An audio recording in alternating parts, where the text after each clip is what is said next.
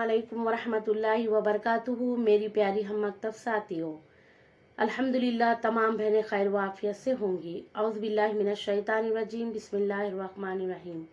रब्बी ज़िदनी इल्मा। मेरी प्यारी बहनों, हमारा खबर के अज़ाब के मुतालिक चल रहा था कि अल्लाह के नबी सल्लल्लाहु अलैहि वसल्लम ने महराज के मौके पर सब में ज़्यादा जहन्नम को औरतों को देखा था, और उसमें सब में पहले वाली औरत ये थी जो बालों की बल लटकी हुई थी।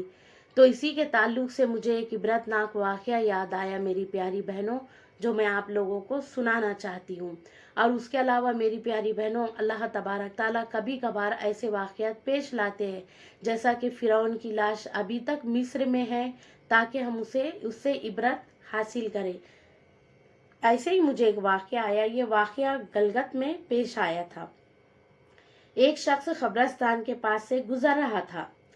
इसने किसी कब्र से ये आवाज़ सुनी कि मुझे निकालो, मैं ज़िंदा हूँ, मुझे निकालो, मैं ज़िंदा हूँ। जब एक मर्तबा इसने आवाज़ सुनी तो इसने ये समझा कि ये मेरा वहम है और ख़याल है, कोई आवाज़ नहीं आ रही है। लेकिन जब मुसलसल इसने ये आवाज़ सुनी तो इसको यकीन होने लगा।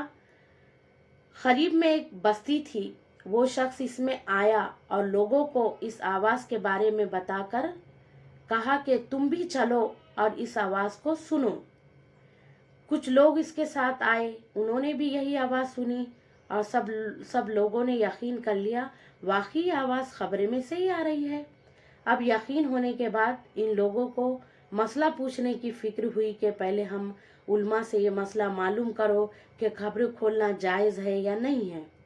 वो लोग महल्ले के मस्जिद के इमाम साहब के पास गए और इनसे जाकर कहा कि इस तरह खबरे में से आवाज़ आ रही है और मैयत ये कह रही है, मुझे खबरे से निकालो, मैं ज़िंदा हूँ। इमाम साहब ने फरमाया, अगर तुम्हें इसके ज़िंदा होने का यकीन हो गया तो खबर को खोलो और इसको बाहर निकालो। चुनांचा ये लोग हिम्मत करके कब्रिस्तान गए और जाकर खबर खोली। अब जो ही खबर का उन्होंने तख्ता हटाया तो देखा कि अंदर एक औरत नंगी बैठी हुई है और इसका कफन गुल चुका है। और वो औरत कह रही है, जल्दी से मेरे घर से मेरे कपड़े लाओ, मैं कपड़े पहनकर बाहर निकलूंगी। ये लोग फौरन दौड़कर इसके घर गए और जाकर इसके घर वालों को ये वाक़या बताया और इसके कपड़े चादर वगैरह लेकर आए और लाकर खबरे के अंदर फेंक दिए। इस औरत ने इन कपड़ों को पहना और चादर अपने ऊपर डाली और फिर तेजी से बिजली की तरह अपने खबरे से निकली और दौड़ती हुई अपने घर की तरफ भाग गई और घर जाकर एक कमरे में छुपकर अंदर से दरवाज़ा लगा ली। अब जो लोग कब्रिस्तान आए थे वो दौड़कर इसके घर पहुँचे और अब इनको वहाँ जाकर मालूम हुआ कि इसने कमरे के अंदर से दरवाज़ा लगा दी। इन लोगों ने दस्तक दी कि दरवाज़ा खोलो। अंदर से उस औरत ने जवाब दिया, मैं दरवाज़ा नहीं खोलूँगी, लेकिन कमरे के अंदर वही शख्स अंदर आए जिसके अंदर मुझे देखने की ताब हो, इस वक्त तक मैं दरवाज़ा नहीं खोलूँगी।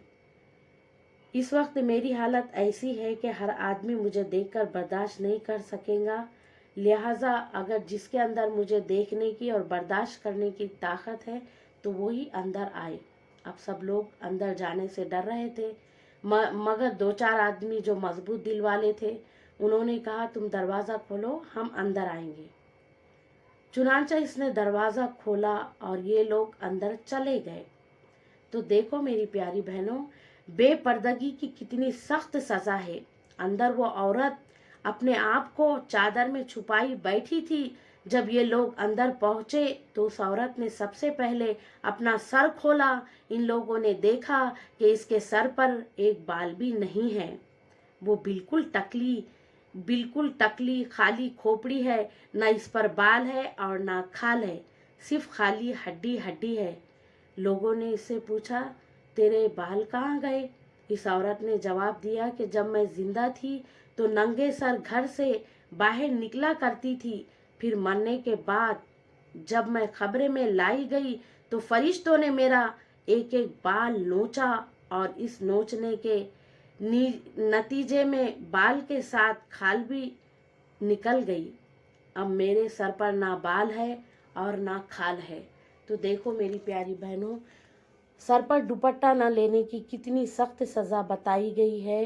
اور دیکھو آگے میں یہ بھی بتاؤں گی کہ اور کن کن وجوہات سے اسی عورت کو عذاب ہو رہا تھا اور کون کون سے گناہوں میں یہ عورت مبتلا تھی۔ تو اللہ تبارک تعالی ہمیں سر پہ دوپٹہ لینے کا پابند بنائے، غیروں کے سامنے اپنے بال چھپانے کا پابند بنائے۔ اللہ تبارک تعالی مجھے بھی اور آپ کو بھی کہنے سننے سے زیادہ عمل کی توفیق عطا فرمائے، اور جہاں تک ہو سکے اس